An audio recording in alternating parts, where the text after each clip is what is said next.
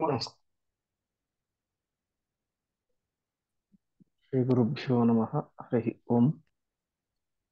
ವ್ಯಾಸಾಯ ಭವನಾಶಾಯ ಶ್ರೀಶಾಯ ಗುಣರಾಶಯೇ ಹೃದ್ಯಾಯ ಶುದ್ಧ ವಿದ್ಯಾಯ ಮಧ್ವಾಯ ಚ ನಮೋ ನಮಃ.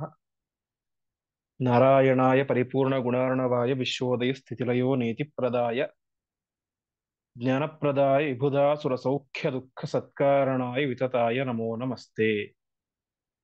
ಶ್ರೀ ಗುರುಭ್ಯೋ ನಮಃ. ಹರಿ ಓಂ. ಹಿಂದಿನ ಪಾಠದಲ್ಲಿ ನಾವು ನೋಡಿದಂತೆ ಕುಂಭಕರ್ಣ ಅವನನ್ನು ಎಬ್ಸಿದ್ರು. ಎಬ್ಬಿಸಿ ಆದ ಮೇಲೆ ಕಾರಣ ಏನು ಅಂತ ಕೇಳಿದ. ರಾಮನ ಜೊತೆ ಯುದ್ಧ ಮಾಡಬೇಕು ಅಂತ. ಸರಿ, ರಾಮ ಯಾಕೆ ಬಂದಿದ್ದಾನೆ ಯುದ್ಧ ಮಾಡ್ಲಿಕ್ಕೆ ಅಂತ ಕೇಳಿದಾಗ ನಡೆದಂತ ಎಲ್ಲ ಕಡೆ ಸೀತಾಪಹರಣದ ಕಥೆಯನ್ನೆಲ್ಲ ಹೇಳ್ತಾನೆ ರಾವಣ. ಆವಾಗ ರಾವಣನನ್ನ ಕುಂಭಕರ್ಣ ಬೈಲಿಕ್ಕೆ ಶುರು ಮಾಡ್ತಾ, ಇದರಲ್ಲಿ ತಪ್ಪಿರೋದು ನಿನ್ನದೇ ಅಂತ, ನೀನ್ ತಪ್ಪು ಮಾಡಿದ್ದೀಯ. ಅದೇ ರೀತಿಯಾಗಿ ಪ್ರಶಸ್ಯತೆಯೋ ಬಲಿಭಿರ್ವಿರೋಧ ಅಂತ, ನಮಗಿಂತ ಬಲಿಷ್ಠರಾದಂತಹ ವ್ಯಕ್ತಿಗಳ ಜೊತೆಗೆ ಯಾವತ್ತೂ ಕೂಡ ನಾವು ವಿರೋಧ ಕಟ್ಕೊಳ್ಬಾರದು ಎಂಬುದಾಗಿ ಅನೇಕ ರೀತಿಯಾಗಿ ಬೈತಾನೆ.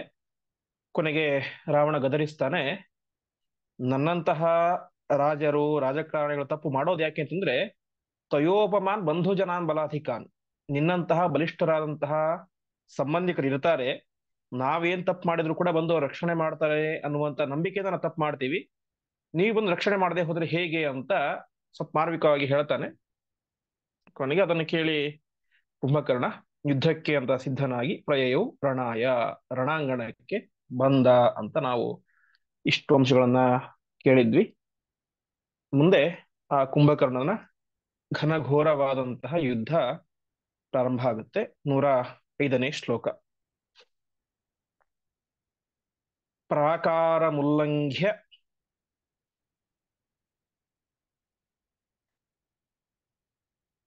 ಸಪಂಚಯೋಜನಂ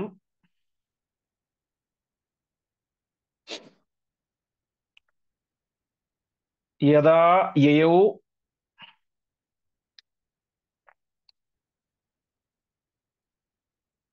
ಶೂಲವರಾಯುಧೋರಣಂ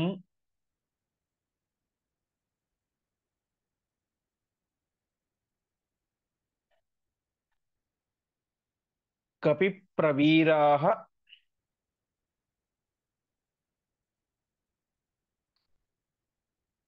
ಅಖಿಲಾಃ ಪ್ರದುದ್ರುವುಃ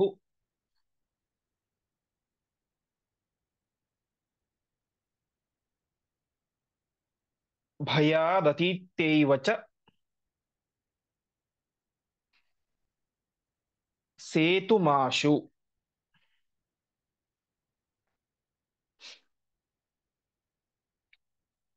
ಪದಚ್ಛೇದ.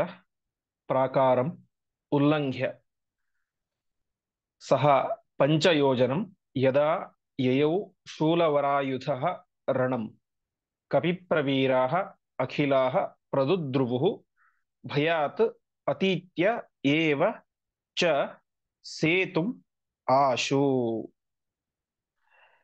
ಕುಂಭಕರ್ಣ ದೈತ್ಯ ಗಾತ್ರದ ವ್ಯಕ್ತಿ. ಅಂತಹ ದೈತ್ಯ ಗಾತ್ರದ ವ್ಯಕ್ತಿ ತಾನೇ ಮಾಡ್ತಾ ಇದ್ದಾನೆ, ಬರ್ತಾ ಇದ್ದಾನೆ ರಣಾಂಗಣಕ್ಕೆ.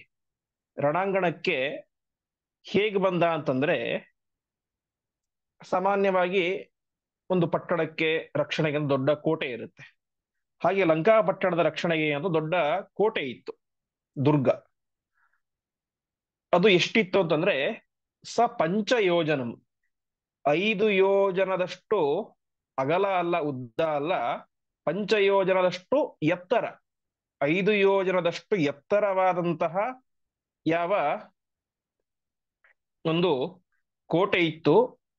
ಅಂತಹ ಕೋಟೆಯನ್ನ ಇವನು ಹೇಗೆ ಬಂದ, ಆರಾಮವಾಗಿ ಉಲ್ಲಂಘ್ಯ ದಾಟ್ಕೊಂಡು ಬಂದ ಅಂತ. ಹೇಗೆ ಒಂದು ನಾವು ಸಣ್ಣ ಒಂದು ಇಟ್ಟಿಗೆ ಬಿದ್ದಿದ್ರೆ ಅದನ್ನೇ ದಾಟ್ಕೊಂಡು ಆರಾಮಾಗಿ ಬಂದ್ಬಿಡ್ತೇವೆ, ಹಾಗೆ ಈ ಕುಂಭಕರ್ಣನವು ಕೂಡ 5 ಯೋಜನ, ಪಂಚಯೋಜನಂ ಪ್ರಾಕಾರಂ ಉಲ್ಲಂಘ್ಯ, 5 ಯೋಜನದಷ್ಟು ಎತ್ತರವಾದಂತಹ ಕೋಟೆಯನ್ನ ಆರಾಮವಾಗಿ ದಾಟಿ ತಾನೇ ಬಂದ.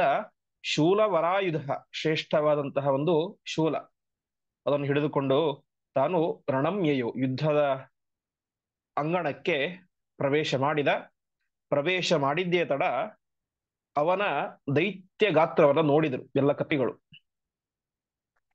ಅನೇಕ ಕಪಿಗಳು ಅವನ ಬಗ್ಗೆ ಕೇಳಿದ್ರು ಮೊದಲು, ಕುಂಭಕರ್ಣ ಅಂದ್ರೆ ಭಾರಿ ಪರಾಕ್ರಮಿ ಹಾಗೆ ಹೀಗೆ ಅಂತ. ಯಾವಾಗ ಈ ಒಂದು ಕುಂಭಕರ್ಣ ರಣಾಂಗಣಕ್ಕೆ ಬಂದನೋ ತಕ್ಷಣದಲ್ಲಿ ಅವನ ಅರ್ಥಾತ್ ಅವನ ನೋಡಿಯೇನೆ ಎಲ್ಲ ಕಪಿವೀರರು ಕೂಡ ತಾವೇ ಮಾಡಿದ್ರು, ಓಡಿ ಹೋದ್ರು. ಅಖಿಲಾಹ ಪ್ರದುದ್ರುವು ಭಯಾದತೀತ್ತೇವಚ ಸೇತುಮಾಶು, ಎಲ್ಲರೂ ಕೂಡ ಓಡಿ ಹೋದ್ರು. ಅನೇಕ ಜನ ಕಪಿಗಳು ರಣಾಂಗಣದಿಂದ ಅಲ್ಲ, ಸೇತುಮಾಶು, ಯಾವ ಸೇತುವೆಯನ್ನು ಹಿಡಿದುಕೊಂಡು ಲಂಕಾಪಟ್ಟಣಕ್ಕೆ ಬಂದಿದ್ರು, ತಾವೇ ಕಟ್ಟಿದ ಸೇತುವೆ, ಆ ಸೇತುವೆಯನ್ನು ದಾಟಿ ಓಡಿ ಹೋಗ್ಬಿಟ್ರಂತೆ. ಅರ್ಥಾತ್ ಯಾವ ಸೇತುವೆ ಮುಖಾಂತರ ಲಂಕಾಕ್ಕೆ ಬಂದಿದ್ರು ಆ ಲಂಕಾದಿಂದನೇ ಓಡಿ ಹೋಗ್ಬಿಟ್ರು, ಪುನಃ ರಾಮೇಶ್ವರ ಪ್ರದೇಶಕ್ಕೆ ಹೋಗ್ಬಿಟ್ರು ಅಂತ. ಹೀಗೆ ಅಷ್ಟು ಭಯಾನಕವಾದಂತಹ ಸ್ವರೂಪ ಆ ಯಾವ ಕುಂಭಕರ್ಣನ ಸ್ವರೂಪ. ಹೀಗೆ ಅನೇಕ ಜನ ಓಡಿಯೇ ಹೋಗಿಬಿಟ್ರು ಎಂಬುದಾಗಿ ತಿಳಿಸ್ತಾ ಇದ್ದಾರೆ. ಕಪಿಪ್ರವೀರ ಅಖಿಲಃ ಪ್ರದುದ್ರುವು ಅಂತಂದ್ರೆ ಓಡಿದರು ಅಂತ. ಭಯಾತ್ ಅತೀತ್ತೇವಚ ಸೇತುಮಾಶು, ಸೇತುವೆಯನ್ನೇ ದಾಟಿ ಎಲ್ಲರೂ ಕೂಡ ಓಡಿ ಹೋಗಿಬಿಟ್ರು. ಮುಂದಿನ ಶ್ಲೋಕ. ಶತಬಲಿ ಪನಸಾಖ್ಯೌ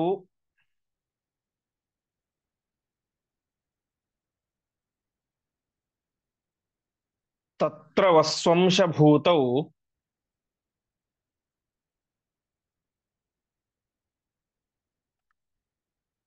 ಪವನಗಣವರಾಂಶೌ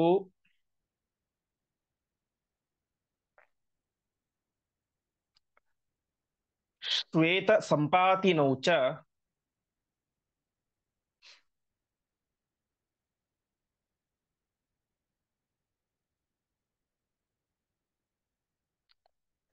ನಿರುತಿ ತನುಮಥೋಗ್ರಂ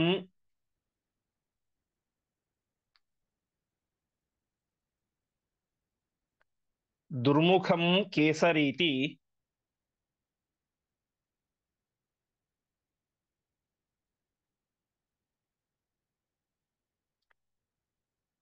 ಪ್ರವರಮಥ ಮರುತ್ಸು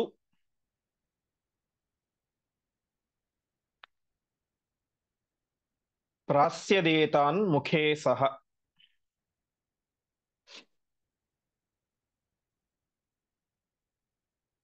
ಪದಚ್ಛೇದ. ಶತಬಲಿ ಪನಸಾಖ್ಯೌ ತತ್ರ ವಸ್ವಂಶಭೂತೌ ಪವನಗಣವರಾಂಶೌ ಶ್ವೇತ ಸಂಪಾತಿನೌ ಚ ನಿರುತಿತನುಂ ಅಥ ಉಗ್ರಂ ದುರ್ಮುಖಂ ಕೇಸರಿ ಇತಿ ಪ್ರವರಂ ಅಥ ಮರುತ್ಸು ಪ್ರಾಸ್ಯತ್ ಏತಾನ್ ಮುಖೇ ಸಹ. ಆ ಸಂದರ್ಭದಲ್ಲಿ ಅನೇಕ ಕಪಿಗಳನ್ನು ತಾನು ನಿಗ್ರಹ ಮಾಡ್ತಾ ಇದ್ದಾನೆ. ಯಾರಂತಂದ್ರೆ ಶತಬಲಿ ಪನಸಾಖ್ಯವು ತತ್ರ ವಸ್ವಂಶಭೂತವು. ಶತಬಲಿ ಮತ್ತು ಪನಸ ಅಂತ ಇಬ್ಬರು ಕಪಿಗಳು. ಅವರು ಯಾರು ಅಂತಂದ್ರೆ ವಸ್ವಂಶಭೂತವು, ಏನು 8 ಜನ ವಸುದೇವತೆಗಳು ಅಂತ ಇದ್ದಾರೆ. ಆ ಅವರಲ್ಲಿ ಇಬ್ಬರು ಈ ಶತಬಲಿ ಮತ್ತು ಪನಸ ಎಂಬುದಾಗಿ ಹುಟ್ಟಿದ್ರು.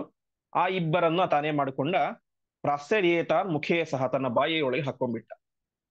ಮತ್ತೆ ಪವನ ಗಣವರಾಂಶವು ಶ್ವೇತ ಸಂಪಾತಿ ನೌಚ, ಮರುದ್ಗಣ 49 ಜನ ಮರುದ್ದೇವತೆಗಳಲ್ಲಿ ಇಬ್ಬರು ಶ್ರೇಷ್ಠರಾದಂತಹ ಮರುದ್ದೇವತೆಗಳು ಶ್ವೇತ ಮತ್ತು ಸಂಪಾತಿ ಅಂತ. ಸಂಪಾತಿ ಅಂದ್ರೆ ಆ ಸಂಪಾತಿ ಅಲ್ಲ, ಯಾರು ಜಟಾಯುನಣ್ಣ, ಒಬ್ಬ ಕಪಿ. ಆ ಶ್ವೇತ ಮತ್ತು ಸಂಪಾತಿಯನ್ನ ಬಾಯಲ್ಲಿ ಹಾಕೊಂಡ್ಬಿಡ್ತಾನೆ. ಆಮೇಲೆ ನಿರುತಿ ತನಮತೋಗ್ರಂ ದುರ್ಮುಖಂ ಕೇಸರೀತಿ, ನಿರುತಿ ಎಂಬ ದೇವತೆಯ ಅವತಾರ. ಅರ್ಥಾತ್ ಇವತ್ತಿನ ನಾವು ಮೂಲೆ ದಿಕ್ಕು, ನೈಋತ್ಯ ದಿಕ್ಕು ಅಂತ ಕೇಳ್ತೇವೆ. ಆ ನೈಋತ್ಯ ದಿಕ್ಕಿಗೆ ಅಭಿಮಾನಿಯಾದಂತಹ ನಿರುತಿ ಎನ್ನುವಂತ ಅವತಾರನಾದಂತಹ ದುರ್ಮುಖಂ ಕೇಸರೀತಿ, ದುರ್ಮುಖನನ್ನ ತಾನೇ ಮಾಡಿಕೊಂಡ, ಬಾಯಲ್ಲಿ ಹಾಕಿಕೊಂಡ. ಆಮೇಲೆ ಪ್ರವರ ಮಥ ಮರುತ್ಸು ಪ್ರಾಸೆದೇತ ಮುಖೇ ಸಹ ಅಂತ ಮರುದ್ದೇವತೆಗಳಲ್ಲಿ ಅಗ್ರಗಣ್ಯನಾದಂತಹ ಕೇಸರಿ ಎನ್ನುವಂತ ಕಪಿಯನ್ನು ಕೂಡ ಕುಂಭಕರ್ಣ ಏನ್ ಮಾಡಿದ, ಮುಖೇ ಬಾಯಲ್ಲಿ ಪ್ರಾಸ್ಯತ್ ಹಾಕಿಕೊಂಡ. ಇಲ್ಲಿ ಆಚಾರ್ಯರು ಶತಬಲಿ ಪನಸಾಖ್ಯೋ ತತ್ರ ವಸ್ವಂಶಭೂತವು ಅಂತ ಇವರು ವಸುದೇವತೆಗಳ ಅವತಾರ ಅಂತ ಹೇಳ್ತಾರೆ. ಆದರೆ ಯಾರ ಅವತಾರ ಅಂತ ಹೇಳೋದಿಲ್ಲ, ಯಾಕಂದ್ರೆ ಅಲ್ಲಿ ಇರೋದು 8 ಜನ ವಸುದೇವತೆಗಳು. ಅದರಲ್ಲಿ ಈ ಶತಬಲಿ ಮತ್ತು ಪನಸ ಯಾರು ಅಂತ ಹೇಳೋದಿಲ್ಲ. ಹಾಗೆ ಶ್ವೇತ ಸಂಪಾತಿಗಳು ಅವರು ಕೂಡ ಕೇವಲ ಮರುದ್ಗಣದಲ್ಲಿ ಇರೋರು ಅಂತ ಹೇಳ್ತಾರೆ, ಯಾರು ಅಂತ ಹೇಳೋದಿಲ್ಲ. ದುರ್ಮುಖನನ್ನ ಮಾತ್ರ ಸ್ಪಷ್ಟವಾಗಿ ಹೇಳ್ತಾರೆ, ನಿರುತಿಯ ಅಂಶ ಅಂತ. ಅದೇ ರೀತಿಯಾಗಿ ಕೇಸರಿಯನ್ನು ಕೂಡ ಮರುದ್ಗಣದಲ್ಲಿ ಶ್ರೇಷ್ಠ ಅಂತ ಹೇಳ್ತಾರೆ ಅಷ್ಟೇ, ಆದ್ರೆ ಅಲ್ಲಿ ಕೂಡ ಯಾರು ಅಂತ ಹೇಳೋದಿಲ್ಲ. ಒಟ್ಟಿನಲ್ಲಿ ಇವರೆಲ್ಲರೂ ಕೂಡ ದೇವಾನುದೇವತೆಗಳ ಅಂಶ ಸಂಭೂತರು. ಆ ಎಲ್ಲಾ ಕಪಿಗಳನ್ನು ಕೂಡ ಕುಂಭಕರ್ಣ ಏನ್ ಮಾಡಿಕೊಂಡ, ತನ್ನ ಬಾಯಿಯೊಳಗೆ ಹಾಕಿಕೊಂಡು ಬಿಟ್ಟ. ಅಂದ್ರೆ ಅಷ್ಟು ದೊಡ್ಡ ಗಾತ್ರ ಇತ್ತು ಅವನದ್ದು ಅಂತ. ರಜನಿ ಚರವರೋಸೌ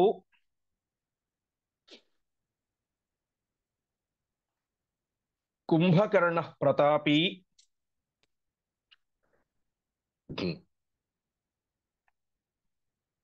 ಕುಮುದಮಪಿ ಜಯಂತಂ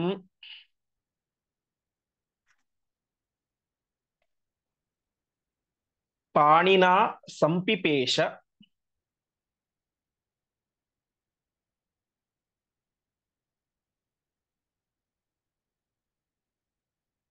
ನಲಮಥ ಚ ಗಜಾದೀನ್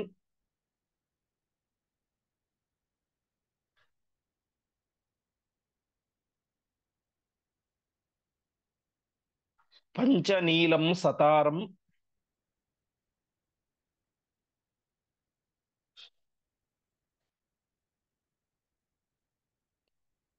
ಗಿರಿವರ ತರುಹಸ್ತಾನ್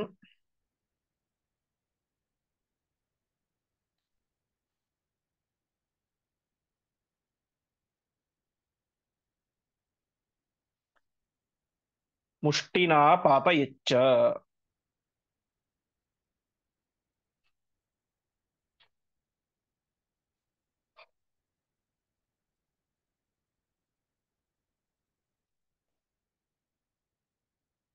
ಪದಚ್ಛೇದ.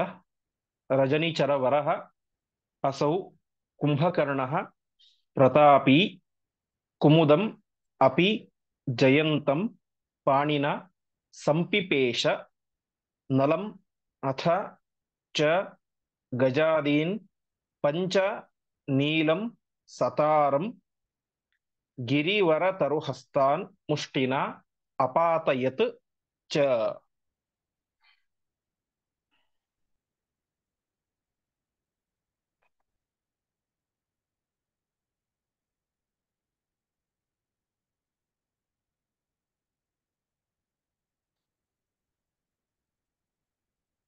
ಮುಂದೆ ಏನ್ ಮಾಡಿದ, ಪ್ರತಾಪಿ ಮಹಾಪರಾಕ್ರಮಶಾಲಿಯಾದಂತಹ ರಜನಿಚರ ವರಹ, ರಾಕ್ಷಸರಲ್ಲಿಯೇನೆ ಅತ್ಯಂತ ಪರಾಕ್ರಮಿಯಾದಂತಹ ಆ ಕುಂಭಕರ್ಣ ಏನ್ ಮಾಡಿದ, ಕುಮುದಮಪಿ ಜಯಂತಂ, ಕುಮುದ ಎನ್ನುವಂತಹ ಕಪಿ ಹಾಗೆ ಜಯಂತ ಎನ್ನುವಂತಹ ಕಪಿ, ಇವರಿಬ್ಬರನ್ನು ಕೂಡ ಪಾಣಿನ ಸಂಪಿಪೇಶ, ತನ್ನ ಕೈಯಿಂದ ಸಂಪಿಪೇಶ, ಸಂಪಿಪೇಶ ಅಂದ್ರೆ ಹಿಟ್ ಮಾಡೋದು, ಪುಡಿ ಮಾಡೋದು ಅಂತ. ಅಂದ್ರೆ ತನ್ನ ಕೈಯಿಂದಲೇನೆ ಅವರನ್ನು ಹೊಡೆದು ಬಿಟ್ಟ. ಅದಾದ ಮೇಲೆ ನಲಮಥಚ ಗಜಾದೀನ್, ನಲನನ್ನ, ಅದೇ ರೀತಿಯಾಗಿ ಗಜಾದೀನ್ ಪಂಚ, ಹಿಂದೆ ನಾವು ನೋಡಿದ್ವಲ್ಲ ಗಜ ಗವಯ ಗವಾಕ್ಷ ಅಂತ, ಅವರು 5 ಜನ. ಆಮೇಲೆ ಗಜಾದೀನ್ ಪಂಚ, ನೀಲಂ ಸತಾರಂ, ನೀಲನನ್ನ ಮತ್ತು ತಾರನನ್ನ, ಇವ್ರು ಹೇಗಿದ್ರು, ಗಿರಿವರ ತರುಹಸ್ತಾನ್, ದೊಡ್ಡ ದೊಡ್ಡ ಪರ್ವತಗಳನ್ನ, ದೊಡ್ಡ ದೊಡ್ಡ ಮರಗಳನ್ನು ತಮ್ಮ ಕೈ ಹಿಡ್ಕೊಂಡಿದ್ರು. ಈ ಗಜ ಗವಾಕ್ಷ ಗವಯ ನಲ ಸಾ ನೀಲ ತಾರ ಎಲ್ಲರೂ ಕೂಡ, ಈ ಎಲ್ಲರನ್ನು ಕೂಡ ತಾನೇ ಮಾಡಿದ. ಮುಷ್ಟಿನ ಅಪಾತಯತ್, ಕೇವಲ ತನ್ನ ಒಂದೇ ಒಂದು ಮುಷ್ಟಿ ಏಟಿನಿಂದಾಗಿ ಅವರೆಲ್ಲರನ್ನೂ ಕೂಡ ಕೆಳಗಡೆ ಬೀಳಿಸಿ ಬಿಟ್ಟ ಕುಂಭಕರ್ಣ. ಹೀಗೆ ರಾಮಾಯಣ ಯುದ್ಧದಲ್ಲಿ ಕುಂಭಕರ್ಣ ಅನ್ನೋದು ಕೂಡ ಒಂದು ದೊಡ್ಡ ಪಾತ್ರ.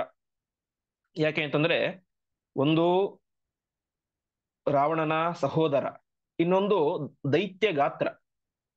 ಆ ದೈತ್ಯ ಗಾತ್ರದಿಂದಾಗಿ ಯಾರನ್ನೂ ಲೆಕ್ಕ ಮಾಡದೇನೆ ಸಿಕ್ಕ ಸಿಕ್ಕ ಎಲ್ಲರನ್ನೂ ಕೂಡ ಹೊಡಿತಾ ಹೋಗ್ತಾ ಇದ್ದ. ಹಾಗಾಗಿ ಕಪಿಗಳಿಗೆ ಇವನದ್ದೇ ದೊಡ್ಡ ಚಿಂತೆಯಾಗ್ಬಿಟ್ಟಿತ್ತು, ಇವನನ್ನು ಕೊಂದ್ಬಿಟ್ರೆ ಮುಗೀತು, ಸೀತೆ ನಮಗೆ ಸಿಕ್ಕ ಹಾಗೆ ಎನ್ನುವಂತಹ ಒಂದು ಪರಿಸ್ಥಿತಿಯಲ್ಲಿ ನಿರ್ಮಾಣವಾಗಿತ್ತು. ಹೀಗೆ ಕಪಿಗಳ ಅನೇಕ ಸೈನ್ಯವನ್ನ ಈ ಕುಂಭಕರ್ಣ ನಾಶ ಮಾಡ್ತಾ ಇದ್ದಾನೆ. ಮುಂದಿನ ಶ್ಲೋಕ. ಅಥಾಂಗದಶ್ಚ ಜಾಂಬವಾನ್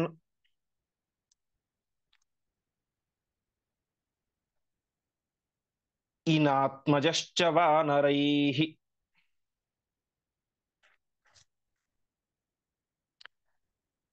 ನಿಜಘ್ನಿರೇ ನಿಶಾಚರಂ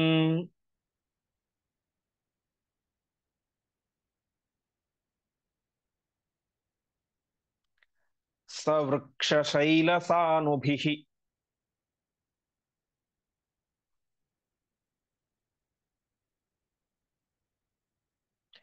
विचूर्णिताश्च पर्वताः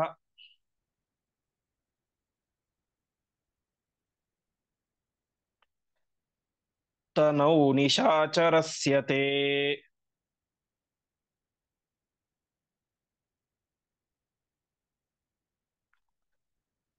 बभूव काचन व्यथा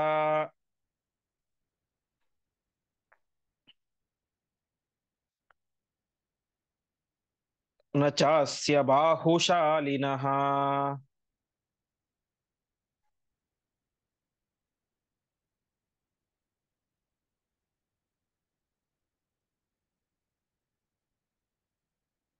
पदच्छेद अथ अंगदः च जाम्बवान् इनात्मजः च वानरैः निजघ्निरे निशाचरं सवृक्षशैलसानुभिः विचूर्णिताः च पर्वताः तनौ निशाचरस्य ते बभूव काचन व्यथ न च अस्य ಬಾಹುಶಾಲಿನಃ. ಅದಾದ ಮೇಲೆ ಅಂಗದ ಬಂದ, ಆಮೇಲೆ ಜಾಂಬವಂತ ಮತ್ತು ಇನಾತ್ಮಜ. ಇನ ಅಂದ್ರೆ ಸೂರ್ಯ, ಅವನ ಆತ್ಮಜ ಅಂದ್ರೆ ಮಗ ಸುಗ್ರೀವ. ಹೀಗೆ ಅಂಗದ, ಜಾಂಬವಂತ, ಸುಗ್ರೀವ ಎಲ್ಲರೂ ಕೂಡ ತಾವೇ ಮಾಡಿದ್ರು ಸವೃಕ್ಷ ಶೈಲ ಸಾನುವಿಹಿ ಅಂದ್ರೆ ವೃಕ್ಷ ಅಂದ್ರೆ ಮರಗಳು, ಶೈಲ ಸಾನು ಅಂದ್ರೆ ಪರ್ವತಗಳ ಶಿಖರಗಳು, ದೊಡ್ಡ ದೊಡ್ಡ ಪರ್ವತದ ಶಿಖರಗಳು, ದೊಡ್ಡ ದೊಡ್ಡ ಮರಗಳನ್ನು ಹಿಡಿದುಕೊಂಡು ವಾನರೈಹಿ ಮತ್ತೆ ಬೇರೆ ಕಪಿಗಳೆಲ್ಲರೂ ಕೂಡ ಎಲ್ಲರೂ ಕೂಡ ಸೇರಿಕೊಂಡು ನಿಶಾಚರಂ ನಿಜಗ್ನಿರೆ ಆ ಕುಂಭಕರ್ಣನ ಚೆನ್ನಾಗಿ ಹೊಡಿತಾ ಇದ್ದಾರೆ. ಪರ್ವತಗಳಿಂದ ದೊಡ್ಡ ದೊಡ್ಡ ಆ, ಮರಗಳಿಂದ ಎಲ್ಲರೂ ಕೂಡ ಸೇರಿಕೊಂಡು ಹೊಡಿತಾ ಇದ್ದಾರೆ. ಆದರೆ ಅದೆಲ್ಲ ಏನಾಯಿತು, ವಿಚೂರ್ಣಿತಾಹ ಪರ್ವತಾಹ, ಆ ಪರ್ವತಗಳು ಗಿಡಗಳು ಎಲ್ಲವನ್ನು ಕೂಡ ಅವನ ತನವು, ತನವು ಅಂದ್ರೆ ದೇಹದಲ್ಲಿ, ಮೈಗೆ ಹೊಡೆದರು. ಹೊಡೆದರೆ ಏನಾಯಿತು, ಬಭೂವ ನ ಕಾಚನವು ವ್ಯಥ, ಅವನಿಗೆ ಏನಾಗಲಿಲ್ಲ, ಏನು ನೋವಾಗಲಿಲ್ಲ. ಹೊರತು ಏನಾಯಿತು, ಆ ಪರ್ವತಗಳೆಲ್ಲವೂ ಕೂಡ ವಿಚೂರ್ಣಿತ, ತಾವೇ ಪುಡಿ ಪುಡಿಯಾಗಿ ಹೋಗ್ಬಿಟ್ಟು ಅಂತ. ವಿಚೂರ್ಣಿತಾಶ್ಚ ಪರ್ವತಾಃ ತನೋ ನಿಶಾಚರಸ್ಯತೆ ಬಭೂವ ಕಾಚನ ವ್ಯಥ ನಚಾಸ್ಯ ಬಾಹುಶಾಲಿನಃ ಅಂತ ಮಹಾಪರಾಕ್ರಮಶಾಲಿಯಾದಂತಹ ಈ ಕುಂಭಕರ್ಣನಿಗೆ ಆ ಕಪಿಗಳು ಹೊಡೆದಂತಹ ಪರ್ವತ ಗಿಡ ಮರಗಳು ಏನು ತೊಂದರೆ ಮಾಡಲಿಲ್ಲ, ಹೊರತು ಅವೇ ಪುಡಿ ಪುಡಿಯಾಗಿ ಹೋಗ್ಬಿಟ್ಟು ಅಂತ ತಿಳಿಸ್ತಾ ಇದ್ದಾರೆ. ಯಾಕೆಂತಂದ್ರೆ ಆ ವ್ಯಕ್ತಿ ಮಲಗಿದ್ದಾಗಲೇನೆ ಅವನಿಗೆ ದೊಡ್ಡ ದೊಡ್ಡ ಪರ್ವತಗಳು ವೃಕ್ಷಗಳು ಹೊಡೆದರೆ ಕನಿಷ್ಠ ಎಚ್ಚರವೇ ಆಗಲಿಲ್ಲ. ಅಂತಹ ವ್ಯಕ್ತಿಗೆ ಈಗ ಎಚ್ಚರ ಬಂದ ಮೇಲೆ ಅದರಿಂದ ಹೊಡೆದು ನೋವು ಮಾಡಬೇಕು ಅಂತ ಪ್ರಯತ್ನ ಪಟ್ರೆ ಅಥವಾ ಸಾಯಿಸಬೇಕು ಅಂತ ಪ್ರಯತ್ನ ಪಟ್ರೆ ಅದು ಸಾಧ್ಯವೇ ಇಲ್ಲ. ಅಷ್ಟು ದೈತ್ಯ ಗಾತ್ರದ ವ್ಯಕ್ತಿ ಏನು ಮಾಡಿದರೂ ಕೂಡ, ಹೇಗೆ ಒಂದು ದೊಡ್ಡ ಪರ್ವತಕ್ಕೆ ಮಣ್ಣಿನ ಹೆಂಟೆಗಳನ್ನ ಹೊಡೆದರೆ ಅದು ಹೇಗೆ ತಾನೇ ಪುಡಿ ಪುಡಿ ಆಗುತ್ತೋ, ಹಾಗೆ ಇಲ್ಲಿಯೂ ಕೂಡ ಅವನ ಮೇಲೆ ಎಸೆದಂತಹ ಪರ್ವತಗಳಾಗಲಿ, ಬಂಡೆಕಲ್ಲುಗಳಾಗಲಿ, ಗಿಡ ಮರಗಳಾಗಲಿ ಎಲ್ಲವೂ ಕೂಡ ತಾವೇ ಪುಡಿ ಪುಡಿ ಆಗಿ ಹೋಗ್ತಾ ಇದ್ದು, ಹೊರತು ಕುಂಭಕರ್ಣನಿಗೆ ಅದರಿಂದ ಕಿಂಚಿತ್ತೂ ನೋವಾಗಲಿಲ್ಲ ಎಂಬುದಾಗಿ ತಿಳಿಸ್ತಾ ಇದ್ದಾರೆ.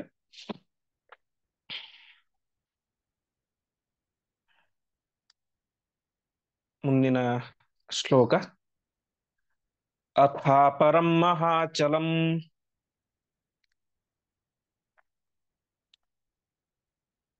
ಪ್ರಗೃಹ್ಯ ಭಾಸ್ಕರಾತ್ಮಜಃ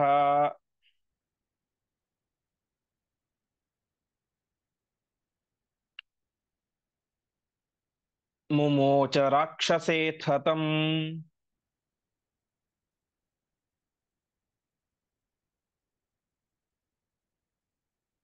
ಪ್ರಗೃಹ್ಯ ತಂ ಜಘಾನಸಃ.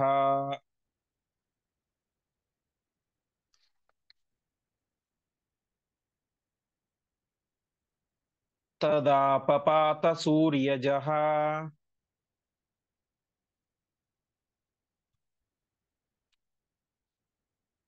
ತತಾಡ ಚಾಂಗದಂ ವೃಷಾ.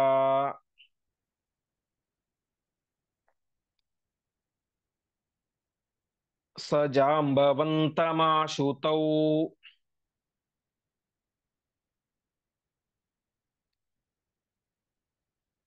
ನಿಪೇತತುಸ್ತಲಾಹತೌ.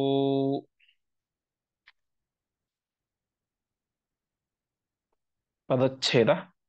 ಅಥ ಅಪರಂ ಮಹಾಚಲಂ ಪ್ರಗೃಹ್ಯ ಭಾಸ್ಕರಾತ್ಮಜಃ ಮುಮೋಚ ರಾಕ್ಷಸೇ ಅಥ ತಂ ಪ್ರಗೃಹ್ಯ ತಂ ಜಘಾನ ಸಹ ತದಾ ಪಪಾತ ಸೂರ್ಯಜಃ ತತಾಡ ಚ ಅಂಗದಂ ಪುರುಷ ಸ ಜಾಂಬವಂತಂ ಆಶು ತೌ ನಿಪೇತತುಃ ತಲಾಹತೌ. ಸುಗ್ರೀವ ತಾನೇ ಮಾಡಿದ ಭಾಸ್ಕರಾತ್ಮಜ. ಭಾಸ್ಕರ ಅಂದ್ರೆ ಸೂರ್ಯ, ಭಾ ಅಂದ್ರೆ ಬೆಳಕು, ಭಾ ಅಂತಂದ್ರೆ ಬೆಳಕು, ಅದನ್ನ ಕರೋತಿ ಉಂಟು ಮಾಡುವವನು, ಅರ್ಥಾತ್ ಇಡೀ ಜಗತ್ತಿಗೆ ಬೆಳಕನ್ನು ಕೊಡುವವನು. ಆದ್ದರಿಂದಾಗಿ ಸೂರ್ಯನಿಗೆ ಭಾಸ್ಕರ, ಭಾ ಕರೋತಿ ಇತಿ ಭಾಸ್ಕರ ಅಂತ. ಆ ಸೂರ್ಯನ ಮಗನಾದಂತಹ ಯಾವ ಸುಗ್ರೀವ ತಾನೇ ಮಾಡಿದ ಮಹಾಚಲಂ ಪ್ರಗೃಹ್ಯ, ಮತ್ತೊಂದು ದೊಡ್ಡ ಪರ್ವತವನ್ನು ತೆಗೆದುಕೊಂಡು ಏನ್ ಮಾಡಿದ, ರಾಕ್ಷಸೇ ಮುಮೋಚ, ಆ ರಾಕ್ಷಸನಾದಂತಹ ಕುಂಭಕರ್ಣ ಮೇಲೆ ಬಿಸಾಕ್ತಾ ಇದ್ದಾನೆ. ಅವನೇ ಮಾಡಿದ ತಂ ಪ್ರಗೃಹ್ಯ, ಅವನು ಎಸೆದಂತಹ ಅದೇ ಬೆಟ್ಟವನ್ನು ತೆಗೆದುಕೊಂಡು ತಂ ಜಘಾನ, ಆ ಸುಗ್ರೀವನಿಗೆ ಹೊಡೆದ. ಅರ್ಥಾತ್ ಯಾವ ಬೆಟ್ಟ ಅವನು ಬಿಸಾಕಿದ್ನೋ ಕುಂಭಕರ್ಣನ ಮೇಲೆ ಸುಗ್ರೀವ, ಕುಂಭಕರ್ಣ ಅದೇ ಬೆಟ್ಟವನ್ನು ತೆಗೆದುಕೊಂಡು ವಾಪಸ್ ಆ ಸುಗ್ರೀವನಿಗೆ ಹೊಡಿತಾ ಇದ್ದಾನೆ. ತದಾ ಪಪಾತ ಸೂರ್ಯಜಃ, ಆ ಒಂದು ಬೆಟ್ಟದ ಏಟನ್ನು ತಿಂದಂತಹ ಸುಗ್ರೀವ ಪಪಾತ, ಕೆಳಗೆ ಬಿದ್ದು ಬಿಟ್ಟ. ಆವಾಗ ಆ ಒಂದು ಕುಂಭಕರ್ಣ ಏನ್ ಮಾಡ್ತಾ ಇದ್ದಾನೆ, ತುಂಬಾ ಸಿಟ್ಟಿನಿಂದಾಗಿ, ಋಷ ಅಂದ್ರೆ ಸಿಟ್ಟು, ಸಿಟ್ಟಿನಿಂದಾಗಿ ಅಂಗದಂ ಸಜಾಂಬವಂತಂ, ಅಂಗದನನ್ನ ಹೊಡೆದ, ಜಾಂಬವಂತರನ್ನು ಹೊಡೆದ. ಹೀಗೆ ನಿಪೇತತು ಸ್ಥಲಾಹತವು, ಅವರು ಕೂಡ ಏನ್ ಮಾಡಿದ್ರು, ಕೆಳಗಡೆ ಬಿದ್ದು ಬಿಟ್ರು. ಹೀಗೆ ಮಹಾಪರಾಕ್ರಮಿಗಳಾದಂತಹ ಆ ಸುಗ್ರೀವನನ್ನ, ಅಂಗದನನ್ನ, ಜಾಂಬವಂತನನ್ನ ಎಲ್ಲರನ್ನೂ ಕೂಡ ಹೊಡೆದು ಕೆಳಗೆ ಬೀಳಿಸ್ತಾ ಇದ್ದಾನೆ ಮಹಾಪರಾಕ್ರಮಿಯಾದಂತಹ ಕುಂಭಕರ್ಣ. ಮುಂದಿನ ಶ್ಲೋಕ. ಅಥ ಪ್ರಗೃಹ್ಯ ಭಾಸ್ಕರೀಂ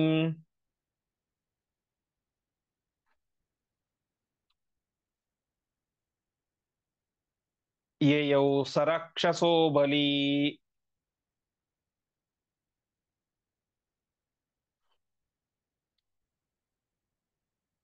ಜಗಾಮ ಚಾನುಮಾರುತಿಃ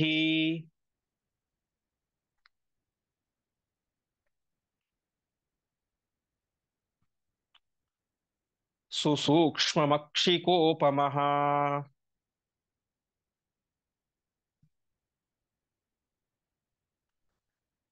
ಯದೈನಮೇಷ ಬಾಧತೆ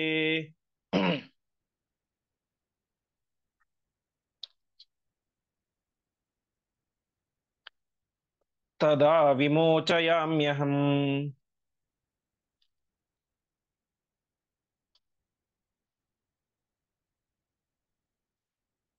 ಯದಿ ಸ್ಮ ಶಕ್ಯತೆ ಸ್ಯತು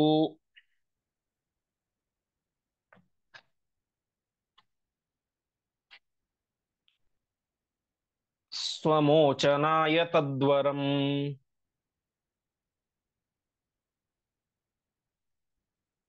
ಪದಚ್ಛೇದ. ಅಥ ಪ್ರಗೃಹ್ಯ ಭಾಸ್ಕರಿಂ ಯಯೌ ಸಹ ರಾಕ್ಷಸಃ ಬಲಿ ಜಗಾಮ ಚ ಅನು ಮಾರುತಿಃ ಸುಸೂಕ್ಷ್ಮಮಕ್ಷಿಕೋಪಮಃ.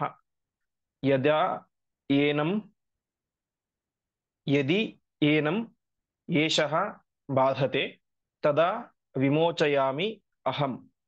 ಯದಿ ಸ್ಮ ಶಕ್ಯತೆ ಅಸ್ಯ ತು ಸ್ವಮೋಚನಾಯ ತತ್ ವರಂ.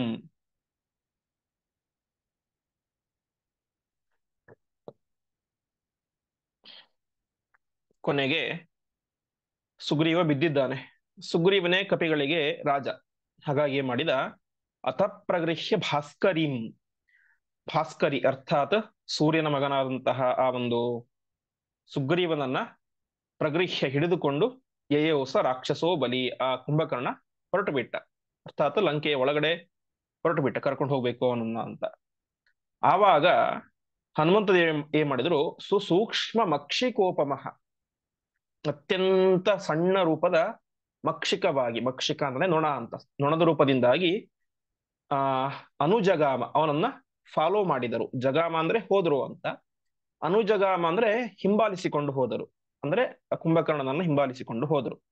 ಯಾಕೆ ಹೋದ್ರು ಅಂತಂದ್ರೆ ಯದೈನ ನೇಷ ಬಾಧತೆ ತದಾ ವಿಮೋಚಯಾಮ್ಯಹಂ ಅಂತ. ಒಂದು ವೇಳೆ ಏಷಃ ಈ ಕುಂಭಕರ್ಣ ಸುಗ್ರೀವನನ್ನ ತುಂಬಾ ತೊಂದರೆ ಕೊಟ್ರೆ ನಾನು ಅವನನ್ನ ವಿಮೋಚಯಾಮಿ ಬಿಡಿಸ್ತೇನೆ. ಒಂದು ವೇಳೆ ಯದಿಸ್ಮ ಶಕ್ಯತೆ ಸ್ಯತು ಸ್ವಮೋಚನಾಯ ತದ್ವರಂ, ಸುಗ್ರೀವ ತನ್ನಷ್ಟಕ್ಕೆ ತಾನೇ ಬಿಡಿಸ್ಕೊಂಡ್ರೆ ಅದು ಒಳ್ಳೇದೇ ಆಯ್ತು, ಇಲ್ಲದೆ ಹೋದ್ರೆ ನಾನಂತೂ ಬಿಡಿಸ್ತೇನೆ ಅಂತ. ತದಾ ವಿಮೋಚಯಾಮಿ ಅಹಂ ಯದಿಸ್ಮ ಶಕ್ಯತೆ ಇತ್ತು ಸ್ವಮೋಚನಾಯ, ತನ್ನನ್ನು ಬಿಡಿಸ್ಲಿಕ್ಕೆ ಅವನೇ ಶಕ್ಯತೆ, ಅವನೇ ಸಮರ್ಥ ಆದ್ರೆ ತತ್ವರಂ ಅದು ಶ್ರೇಷ್ಠ, ಅವನೇ ಬಿಡಿಸ್ಕೊಳ್ಳಿ, ಇಲ್ಲದೆ ಹೋದ್ರೆ ನಾನು ಬಿಡಿಸ್ತೇನೆ ಅಂತ ಕಪಿಗಳ ರಾಜನಾದಂತಹ ಸುಗ್ರೀವನನ್ನು ರಕ್ಷಣೆ ಮಾಡಲಿಕ್ಕೆ ಅಂತ ಅವನ ಹಿಂದೆ ಹನುಮಂತ ದೇವರು ಹೋಗ್ತಾ ಇದ್ದಾರೆ. ಇತಿ ವ್ರಜತ್ಯನುಸ್ಮತಂ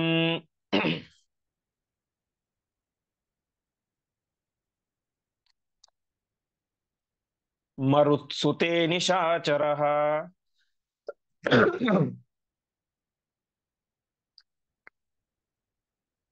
ಪುರಂ ವಿವೇಶ ಚರ್ಚಿತಃ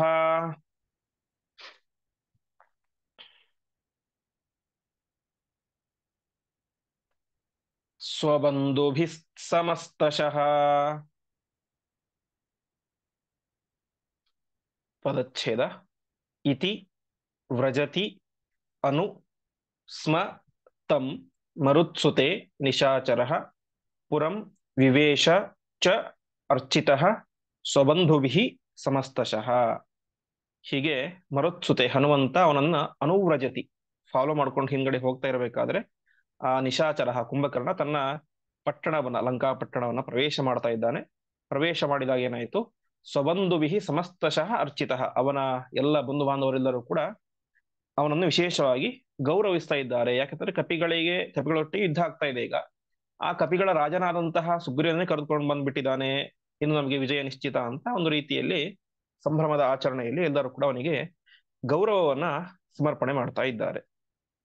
ಏನ್ ಮಾಡಿದ್ರು, ತುಹಿನ ಸಲೀಲ ಮಾಲ್ಯೈಹಿ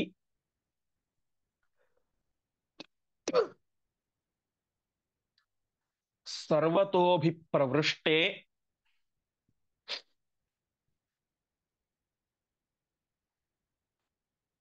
ರಜನಿಚರವರೇಸ್ಮಿನ್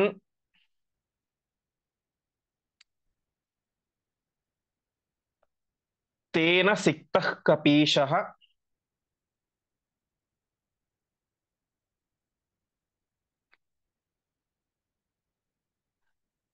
ವಿಗತ ಸಕಲ ಯುದ್ಧಗ್ಲಾನಿಃ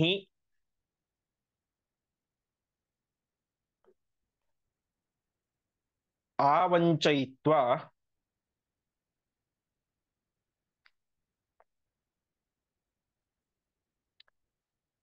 ರಜನಿಚರವರಂ ತಂ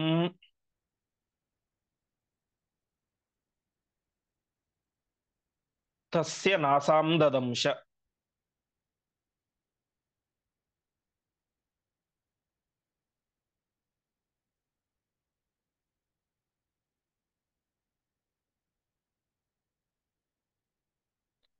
ಪದಚ್ಛೇದ.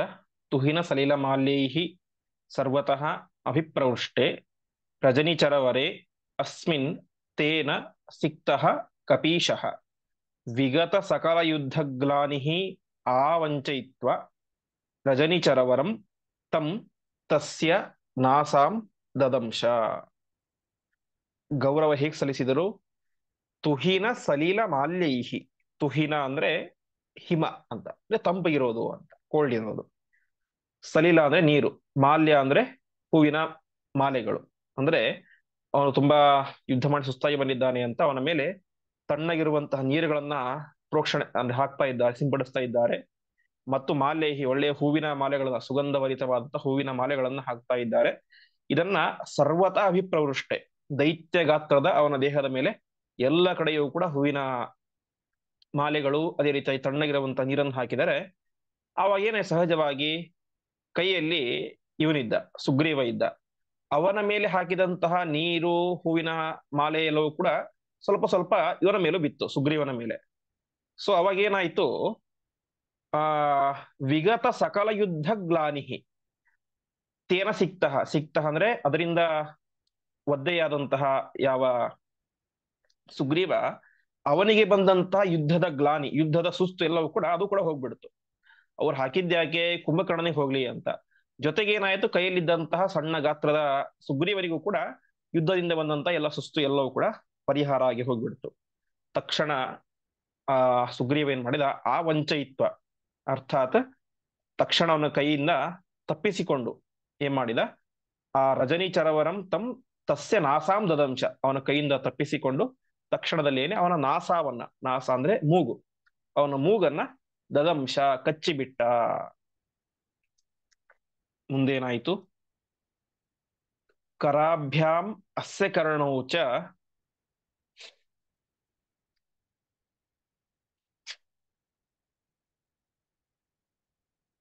ನಾಸಿಕಾಂ ದಶನೈರಪಿ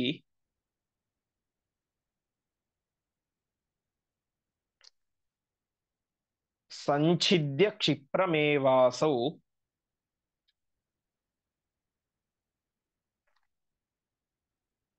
ಉತ್ಪಪಾತ ಹರೀಶ್ವರಃ.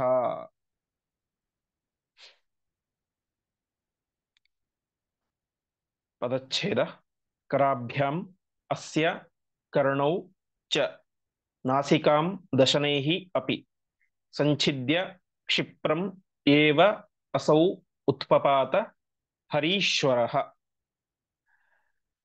ಕರಾಭ್ಯಾಂ ತನ್ನ ಎರಡೂ ಕೈಗಳಿಂದ ಏನ್ ಮಾಡಿದ, ಅಸ್ಯ ಕರ್ಣವು ಕುಂಭಕರ್ಣನ ಎರಡು ಕಿವಿಗಳನ್ನ ತಾನೇ ಮಾಡಿದ, ಸೀಳಿದ. ನಾಸಿಕಾಂ ದಶನೈರಪಿ ಅವನ ಮೂಗನ್ನ ತನ್ನ ಹಲ್ಲುಗಳಿಂದ ಸೀಳಿ ಹಾಕಿದ. ಸಂಚಿದ್ಯ ಕ್ಷಿಪ್ರಮೇವಾಸು ಉತ್ಪಪಾತ ಹರೀಶ್ವರ, ಹೀಗೆ ತಕ್ಷಣದಲ್ಲಿಯೇನೆ ಅವನ ಕಿವಿಗಳನ್ನ ಅವನ ಮೂಗನ್ನ ಎಲ್ಲವನ್ನು ಕೂಡ ಕತ್ತರಿಸಿ ತಾನೇ ಮಾಡಿದ. ಹರೀಶ್ವರ ಉತ್ಪಪಾತ, ಕಪಿಗಳಿಗೆ ಒಡೆಯರಾದಂತಹ ಸುಗ್ರೀವ ಉತ್ಪಪಾತ ಮೇಲಕ್ಕೆ ಹಾರಿದ ಅಂತ. ಪಪಾತ ಅಂತಂದ್ರೆ ಬಿದ್ದ ಅಂತ ಹಿಂದೆ ನಾವು ನೋಡಿದ್ವಿ. ತದಾ ಪಪಾತ ಸೂರ್ಯಜಃ, ಪಪಾತ ಅಂದ್ರೆ ಕೆಳಗಡೆ ಬಿದ್ದ, ಉತ್ಪಪಾತ ಅಂತಂದ್ರೆ ಮೇಲಕ್ಕೆ ಹಾರಿದ ಅಂತ, ಉಲ್ಟ. ಅಂದ್ರೆ ಉತ್ ಅನ್ನೋದೊಂದು ಉಪಸರ್ಗ ಅಂತ. ಸಂಸ್ಕೃತದಲ್ಲಿ ವ್ಯಾಕರಣದಲ್ಲಿ ಉಪಸರ್ಗಗಳಿಗೆ ಒಂದು ದೊಡ್ಡ ಸ್ಥಾನ ಇದೆ. ಉಪಸರ್ಗೇಣ ಹತ್ವರ್ಥ ಬಲಾತ್ ಅನ್ಯತ್ರ ನೀಯತೆ ಪ್ರಹಾರ ಹಾರ ಸಂಹಾರ ವಿಹಾರ ಪರಿಹಾರವತ್ ಅಂತ. ಉಪಸರ್ಗಗಳಂದ್ರೆ ಒಂದು ಅಥವಾ ಎರಡು ಅಕ್ಷರ ಇರ್ತಾವೆ ಜಾಸ್ತಿ ಅಂದ್ರೆ, ಅದನ್ನ ಒಂದು ಧಾತುವಿನೊಟ್ಟಿಗೆ ಸೇರಿಸಿದಾಗ ಅದರ ಅರ್ಥ ಬದಲಾಗುತ್ತೆ. ಈಗ ನಾವು ನೋಡಿದ್ವಿ, ಪಪಾತ ಅಂದ್ರೆ ಬೀಳೋದು ಒಂದು ಸಹಜವಾಗಿ, ಉತ್ಪಪಾತ ಅಂದ್ರೆ ಮೇಲಕ್ಕೆ ಹಾರೋದು ಉಲ್ಟಾ ಅಂತ. ಅದಕ್ಕೆ ಉದಾಹರಣೆ ಕೊಡ್ತಾರೆ ಆ ಶ್ಲೋಕದಲ್ಲಿ. ಆ ಹಾರ, ಹಾರ ಅಂದ್ರೆ ಹಾರ ಕೊರಳಿಗೆ ಹಾಕೊಳ್ಳೋದು, ಅಥವಾ ಹಾರ ಅಂದ್ರೆ ಹೊಡೆಯೋದು ಅಂತ ಅರ್ಥ, ಇನ್ನೊಂದು ಅರ್ಥ. ಆ ಹಾರ ಅನ್ನೋದಕ್ಕೆ ಪ್ರ ಅನ್ನುವಂತಹ ಉಪಸರ್ಗ ಸೇರಿಕೊಂಡ್ರೆ ಪ್ರಹಾರ, ಕೈಯಿಂದ ಹೊಡೆಯೋದು ಅಂತ ಅರ್ಥ ಆಗುತ್ತೆ, ಆಕ್ರಮಣ ಮಾಡೋದು ಅಂತ. ಪ್ರಹಾರ ಹಾರ, ಹಾರ ಅಂದ್ರೆ ಕೊರಳಿಗೆ ಹಾಕೊಳ್ಳುವಂತಹ ಆಹಾರ ಅಷ್ಟೇ. ಅದಾದ ಮೇಲೆ ಅದಕ್ಕೆ ವಿ ಅನ್ನೋದು ಸೇರಿಬಿಟ್ರೆ ವಿಹಾರ ಅಂತ. ವಿಹಾರ ಅಂತಂದ್ರೆ ಉದ್ಯಾನವನದಲ್ಲಿ ಆರಾಮವಾಗಿ ವಿಹಾರ ಮಾಡೋದು. ಪರಿಹಾರ, ಪರಿ ಅಂತ ಸೇರಿಸ್ಬಿಟ್ರೆ ಸೊಲ್ಯೂಷನ್ ಅಂತ ಆಗುತ್ತೆ. ಹೀಗೆ ಆ ಧಾತುವಿನೊಟ್ಟಿಗೆ ಉಪಸರ್ಗಗಳು ಪ್ರ ವಿ ಉಪ ಮುಂತಾದಂತ ಉತ್ ಮುಂತಾದಂತ ಉಪಸರ್ಗಗಳು ಸೇರಿದಾಗ ಆ ಧಾತುವಿನ ಅರ್ಥವೇ ಬದಲಾಗುತ್ತೆ. ಪ್ರಹಾರ ಹಾರ ಸಂಹಾರ, ಸಮ್ ಅನ್ನೋದನ್ನು ಸೇರಿದ್ರೆ ಹಾರ ಶಬ್ದಕ್ಕೆ ಸಂಹಾರ ಮಾಡೋದು, ಸಾಯಿಸೋದು ಅಂತ ಆಗುತ್ತೆ. ಪ್ರಹಾರ ಹಾರ ಸಂಹಾರ ವಿಹಾರ ಪರಿಹಾರವತ ಅಂತ ಉಪಸರ್ಗಗಳ ಒಂದು ಮಾಹಿತಿಯನ್ನು ಕೊಡ್ತಾರೆ. ಹಾಗೆ ಇಲ್ಲೂ ಕೂಡ ಇಲ್ಲಿ ನೋಡಿ ಸಂಛಿದ್ಯ ಅಂತ ಇದೆ. ಛಿದ್ಯ ಅಂದ್ರೆ ಸೀಳಿ ಅಂತ, ಸಂಛಿದ್ಯ ಅಂದ್ರೆ ಚೆನ್ನಾಗಿ ಸೀಳಿ ಅಂತ. ಹೀಗೆ ಉಪಸರ್ಗಗಳಿಗೆ ಅರ್ಥ. ಒಟ್ಟಿನಲ್ಲಿ ಇವನು ಅವನ ಮೂಗು ಮತ್ತು ಕಿವಿಯನ್ನ ಕತ್ತರಿಸಿ ತಾನೇ ಮಾಡಿದ, ಮೇಲಕ್ಕೆ ಹಾರಿದ ಯಾರು, ಸುಗ್ರೀವ. ಅದಾದ ಮೇಲೆ ಮತ್ತೆ ಕುಂಭಕರ್ಣ ಅವನಿಗೆ ಹೊಡಿತಾನೆ. ಆವಾಗ ಹನುಮಂತ ದೇವರು ಬಂದು ಅವನನ್ನ ರಕ್ಷಣೆ ಮಾಡ್ತಾರೆ. ಅವ್ರು ರಕ್ಷಣೆ ಮಾಡ್ಲಿಕ್ಕೆ ಅಂತಾನೇನೆ ನೊಣದ ರೂಪದಲ್ಲಿ ಹಿಂದೆ ಬಂದಿದ್ದು. ಹೀಗೆ ಆ ಸುಗ್ರೀವನ ರಕ್ಷಣೆ ಎಲ್ಲವೂ ಕೂಡ ಆಗುತ್ತೆ. ಆ ಉಳಿದ ಭಾಗದ ಚಿಂತನೆಯನ್ನ ಮತ್ತೆ ನಾಳೆಯ ಪಾಠದಲ್ಲಿ ಮಾಡೋಣ ಎಂಬುದಾಗಿ ಹೇಳ್ತಾ ಇಂದಿನ ಪಾಠವನ್ನ ಶ್ರೀಕೃಷ್ಣ ಅರ್ಪಣ.